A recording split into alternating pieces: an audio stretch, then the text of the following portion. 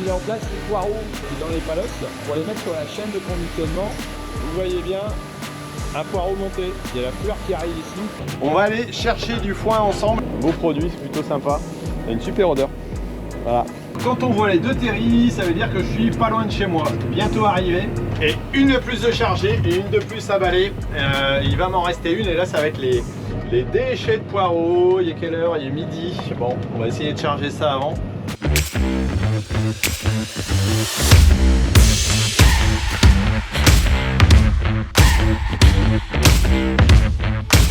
Je prends le poste de Thierry, il est en place les poireaux qui sont ici dans les palos pour les mettre sur la chaîne de conditionnement juste avant la laveuse.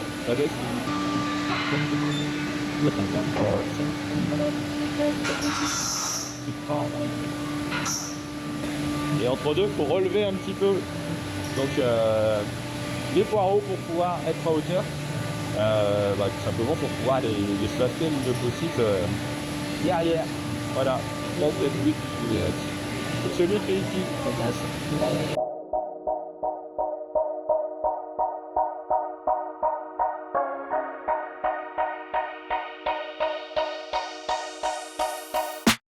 Bon, rôle aussi, ici ça va être de tirer les poireaux. Alors entre ceux qui sont moins beaux, et comme on arrive à la fin, de temps en temps il y en a qui sont mochés, parce que je vous en prends il n'y en a pas tant que ça, mais il peut y en avoir des montées.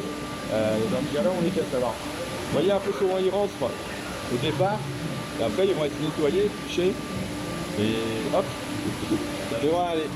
Et plus ça va, plus le palox il grimpe. Et là, vous voyez bien un poireau monté. Il y a la fleur qui arrive ici. Donc ça, clairement, c'est plus bon, ça part à la salle. Alors de temps en temps, quand c'est trop plein, on va de l'autre côté. Alice, elle aime bien quand je le filme. Hein? Bonjour Alice, ça va? Bon alors c'est Thomas qui aime bien.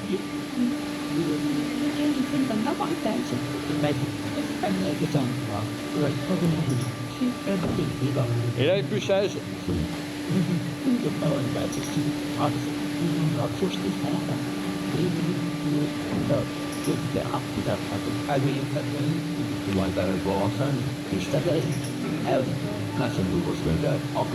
Mais Fabien il rigole. Ah, t'as vu, t'es visé Fabien. T'es cravé.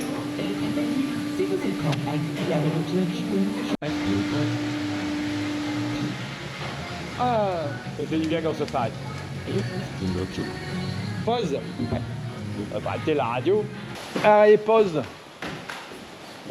Ah, il y en a qui fait les étiquettes. Venu d'arracher, Milien. Et il prépare les étiquettes avec les codes barres. Ça sert à quoi? Il est en train de compter, je l'embête. Bon, fin de la pause, c'est plus calme quand même le vendredi, on voit que tout le monde est un peu fatigué. Là je vous remontre un peu pour ceux qui n'avaient pas vu, mais voilà, on est en plein chantier et ça fait un peu moins de bruit. Donc là, on met les poireaux sur la table tournante. Ici, la botteleuse.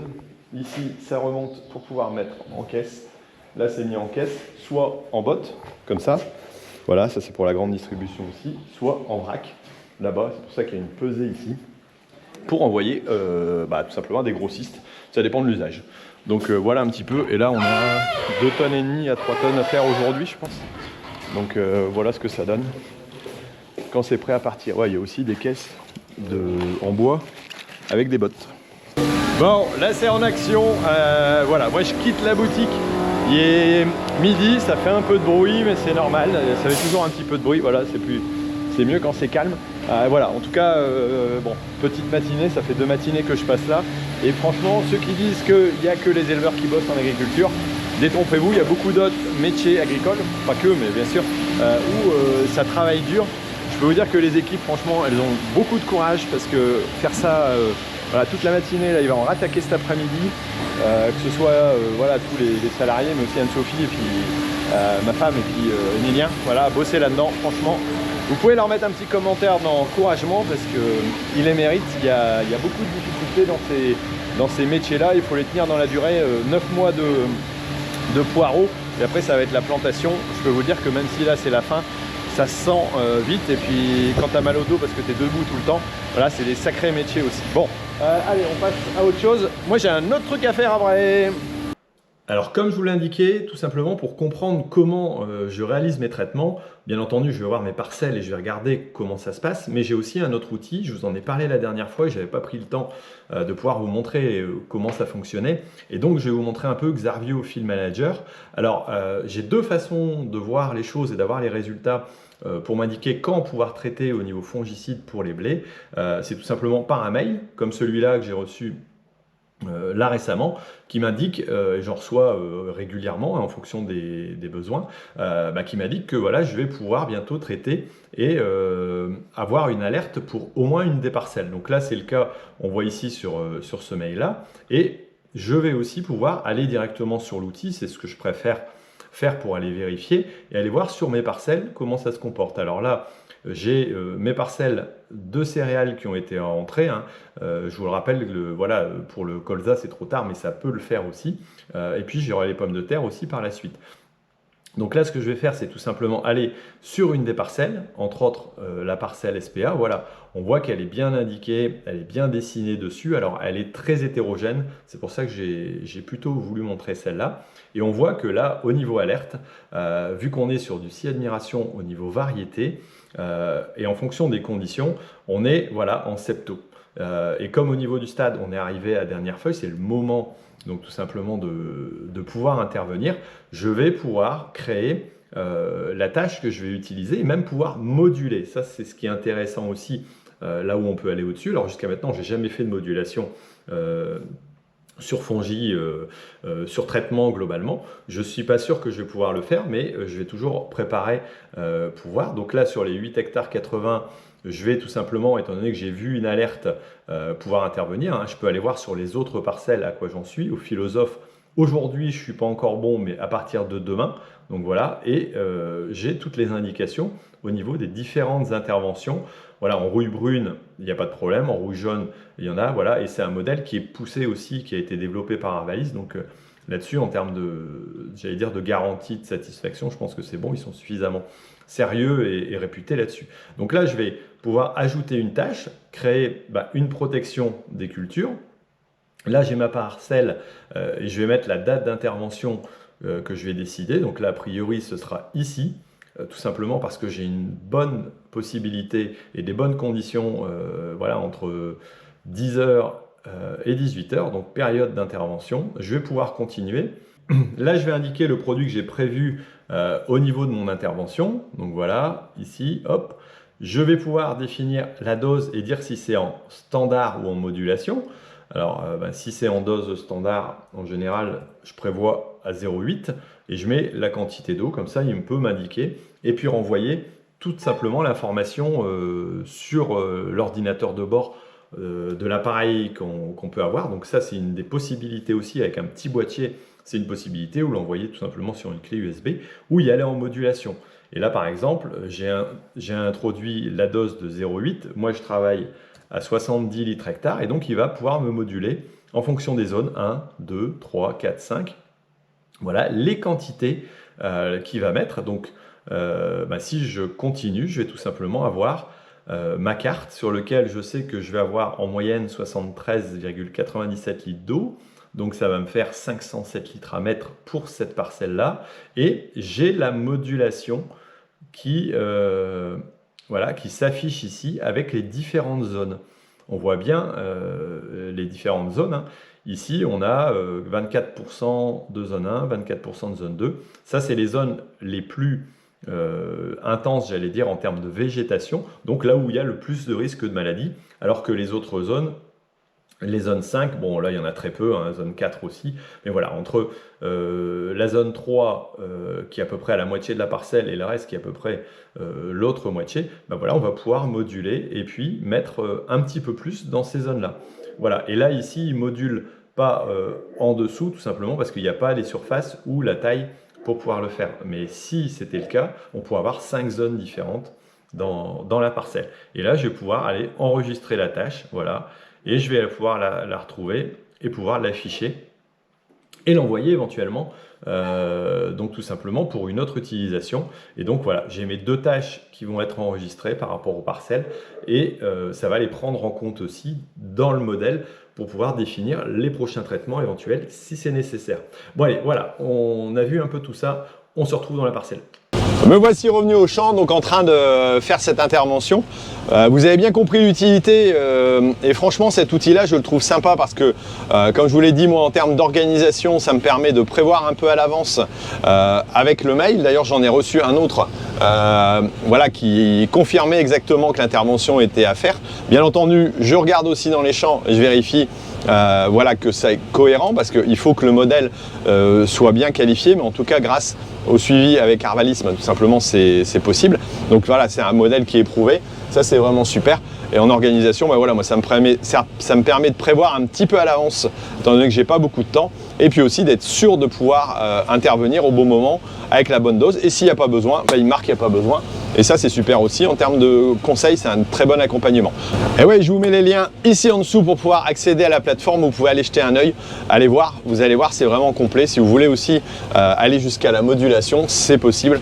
Donc c'est vraiment un outil qui est super sympa. Allez, allez-y, et puis nous on va continuer nos petits travaux, tout simplement, de la semaine. Ah bah ouais, changement de lieu, tout simplement, je suis dans un petit tracteur, un petit Fendt 720 et un plateau. On va aller chercher du foin ensemble. Alors je vais à côté de chez Guillaume, pour ceux qui ne connaissent pas, c'est celui qui fait mes montages de vidéos et puis de temps en temps qui cadre avec moi. Voilà, qui m'accompagne dans mon aventure. Tout simplement, voilà, on va juste à côté de chez lui dans une ferme, ferme équestre d'ailleurs. Et je vais récupérer du foin parce qu'il m'en manque et il en a. Donc voilà, tout simplement. Donc voilà, écoutez, on va faire cette petite promenade ensemble. Normalement 1h30 de route à peu près. Donc on va voir comment ça se passe. Bon, chargement en cours. Voilà, donc c'est la Fétuc. C'est beau produit, c'est plutôt sympa. Il y a une super odeur. Voilà. Et là, je vais essayer de charger le maximum pour avoir un bon petit chargement. C'est pour ça que j'ai pris le plateau de l'Akuma qui est un peu plus, j'allais dire, sécurisé que les miens, qui commencent à vieillir un petit peu, même si bon, ça va, mais il faudrait que je les révise. Comme ils vont à Poireau, c'est un peu compliqué. Voilà, bon, en tout cas, il fait toujours beau et ça va faire de la nourriture pour les chevaux. Bon, c'est chargé, bon boulot, super content, encore un peu de soleil, bientôt au week-end, ça va faire du bien. Et là je reprends la route, j'en ai pour une bonne heure, mais en tout cas ça circule super bien. Et ça c'est le principal avec un bon engin, un bon plateau, du bon boulot quoi. Alors quand on voit les 2 terris, ça veut dire que je suis pas loin de chez moi, bientôt arrivé. Allez, 1h10 de route, ça va, alors quand... non, lui il me sert fort. Alors qu'en voiture on est d'habitude 45 minutes, donc clairement c'est pas le tracteur qui ralentit beaucoup les choses. Allez, on va aller décharger cette petite remorque. Bon, ça change un peu des poireaux, l'équipe est toujours en route, il nous reste jusqu'à la fin de la semaine à peu près. Là on est lundi, on fait les fumiers. Et chose inhabituelle, comme j'ai pas quelqu'un de l'Akuma pour venir me donner un coup de main pour les fumiers, même s'il y a d'autres trucs à faire après, on va le voir. Et c'est moi qui charrie. Ça change un petit peu. Hop, on va attendre que ça passe. Donc là on a fait les fumiers ce matin au niveau des écuries. Ouais, assez vite quand même, on a eu fini. Donc j'ai laissé l'équipe finir la dernière écurie. Et puis, transmission neutre. Ah, c'est toujours pareil. Hop, voilà, ça c'est parti. Faut pas oublier de bloquer l'essieu arrière. On va reculer un petit peu. C'est déjà au covoiturage. Ils avaient racheté un de nos concurrents qui avait moins de... Podcast qui est en route. Ah non, c'est pas un podcast, c'est un livre audio. J'écoute souvent des livres audio. Je sais pas si vous, ça vous arrive. Je suis abonné au Audible depuis déjà quelques temps et ça fait que quand j'ai un petit peu de temps dans le tracteur, dans le Bobcat, voilà, que je suis pas, où c'est pas gênant quelque part ni risqué, dangereux d'écouter quelque chose, j'écoute quelque chose à côté. Ça m'instruit en même temps, donc n'hésitez pas à aller voir un coup sur Audible. Je leur fais de la pub gratos bien sûr. C'est pas eux qui s'intéressent à moi en tout cas. Mais pour sa culture perso, c'est toujours intéressant. Là, je suis en train d'écouter l'histoire un petit peu des fondateurs de Blablacar. C'est super génial. Et ça permet de découvrir un peu les tenants et aboutissants d'une start-up. Voilà, et ça me rappelle quelques trucs de Dans les bottes. Voilà, l'application que je suis en train de mettre en place. Si vous ne l'avez pas encore vue, n'hésitez pas. Et puis, petit rappel, si vous voulez me donner un coup de main là-dessus, il y a possibilité d'acheter mes bières qui ont été faites à cette occasion-là, que certains ont pu goûter au salon. Voilà, elles ont été mises en vente. Je vous mettrai les liens, je pense, à la fin de la vidéo pour que vous puissiez y aller. Bon, on continue notre petit boulot. Donc là, c'est chargement du fumier pour aller mettre en andin au bout d'un champ, voilà, pour pouvoir aller le passer après dans un retourneur d'andin. Fumier de cheval, on en a voilà, toutes les 2 semaines. Là, c'est la, que je dise pas de conneries, 3e remorque.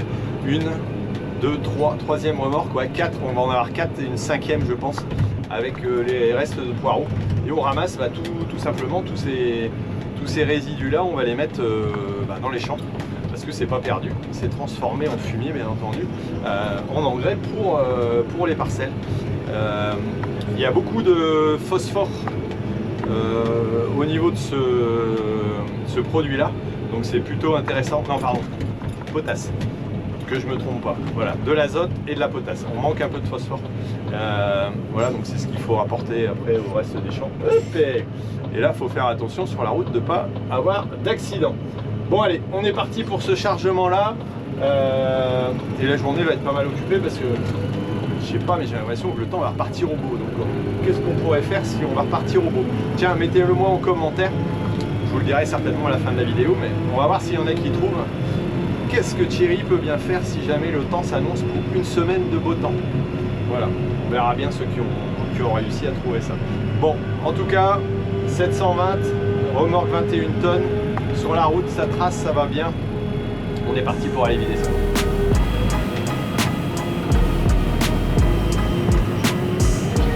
Emilien est encore en train d'arracher, ou alors c'est Thomas, je sais pas, ou alors c'est Fabien. C'est l'un des trois. Voilà les dernières routes, comme je vous l'ai dit tout à l'heure, normalement on devrait finir d'ici peu, et tant mieux parce que voilà, la qualité commence à baisser un peu, et puis on va arriver à la plantation déjà la semaine prochaine, donc ouais, on va traîner à tout ça.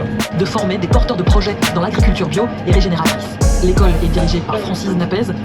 Mais bon, je vous assure, j'ai aussi pitché des vrais gens. Au commencement, on cherche à constituer son premier cercle. Il y avait aussi mon ami Patrick et ma sœur Hélène qui participaient également aux réflexions autour des pizzas sur des sujets, des nouveaux modèles internet, parce qu'ils étaient entrepreneurs et l'un des tout premiers collaborateurs de l'outil. Oui, les pizzas dans la tech, c'est sacré. C'est d'ailleurs lors d'une soirée chez Lionel, une soirée pizza. J'ai bouche bée parce que moi j'avais 10 années de développement informatique derrière moi, je savais évaluer quand même le temps qu'il fallait pour coder ça. Et une de plus de chargée et une de plus à balayer. Il va m'en rester une, et là ça va être les déchets de poireaux. Il est quelle heure? Il est midi. Bon, on va essayer de charger ça avant, et puis d'aller mettre un peu de pain à la tête comme on dit chez nous, hein. Aller manger. Hop, allez. Non, c'est pas ça, c'est l'autre. Je suis bête. Hop, voilà. Bon, essayez de reculer bien. Là, le but du jeu ici, c'est de ne pas avancer trop vite. Voilà, pour faire un tac qui est quand même suffisamment porté. Ça va, le fumier est pas lourd, donc il n'y a pas de problème de basculement. Parfois, on est obligé d'avoir des vérins à l'arrière sur les essieux pour pouvoir balayer une remorque de fumier quand c'est un fumier très, très lourd. Voilà, mais là, comme c'est un fumier très pailleux, un peu tassé aussi, poussé dessus, ça descend pas tout de suite. Voilà, et ça finit par descendre par paquet, et normalement on arrive à tout mettre au fur et à mesure. C'est pour ça que j'avance pas trop vite. Et là j'arrête de balayer parce qu'au bout d'un moment, si je balle tout à fond, elle redescend toute seule. Voilà, hop. Parfois même peut-être un petit mouvement de recul léger pour bien complémenter. Et là, on va y être. Un petit coup sur le côté, un petit coup de frein pour finir de balayer ce qui reste dedans. On ferme la porte, pas oublier de fermer la porte, hein. Sinon c'est embêtant, hein, pour accrocher des choses. Voilà, et encore une de plus à aller faire. Allez, c'est parti. Mon kiki. et deux télescopes dans la cour. Bah ouais, celui que j'ai et puis celui qui part à Poireau. Ça, c'est l'avantage quand tu es en Cuma, c'est que tu peux avoir plusieurs matériels. Et là, il y a le balai qui est en train d'être utilisé pour nettoyer la cour, mais le problème c'est que c'est trop humide. Donc voilà. Allez, on continue le petit chargement de ce qui reste et des déchets de Poireau que je vais aller vider à Liévin parce que je ne les mets pas dans les mêmes parcelles. Et on le fait en même temps que les fumiers, ça permet de dégager tout régulièrement pour que ce soit pour le mieux. Bonjour madame. Un coup de balai, un coup de souffleur et ça y est, c'est propre. Bon allez, moi je vais arrêter ce que je fais, j'abandonne à Fabien et je vais aller attaquer autre chose. Quoi? Vous avez deviné tout à l'heure?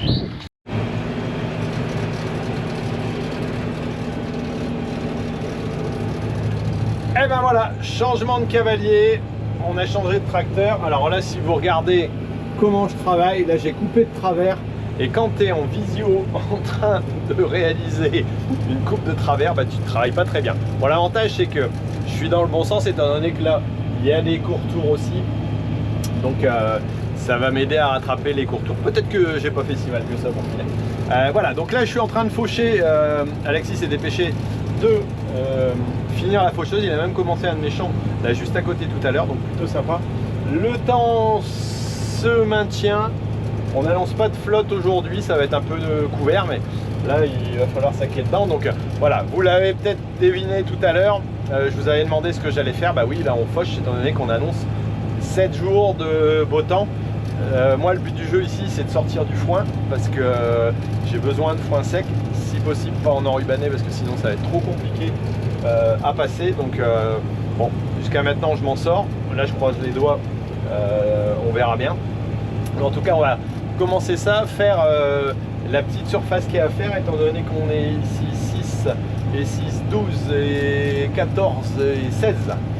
Ouais, 16 hectares bon, sur l'après-midi, sachant que j'ai une réunion ce soir. Ça va être chaud quand même, hein. Chaud patate. Bon, en tout cas, on va essayer d'avancer. Puis je vous tiens au jus.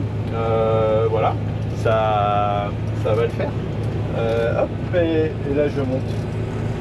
Et si vous me suivez sur Facebook, n'hésitez pas à mettre un petit like, à partager, à m'aimer. Voilà, on est 56 000 déjà, on est quand même nombreux à regarder les vidéos sur Facebook et je vous en remercie beaucoup. Et n'hésitez pas voilà, à tout simplement aimer la page pour me suivre. Et ben voilà, donc on y va et nous c'est parti. 15 h, le temps se couvre quand même un petit peu. Mais ça fauche pas mal. Hein, je sais pas ce que vous en pensez. Il y a de la matière. Quand on regarde, alors là c'est un mélange luzerne, alors qui est pas tout neuf, hein, mais qui se tient. Luzerne fétuque.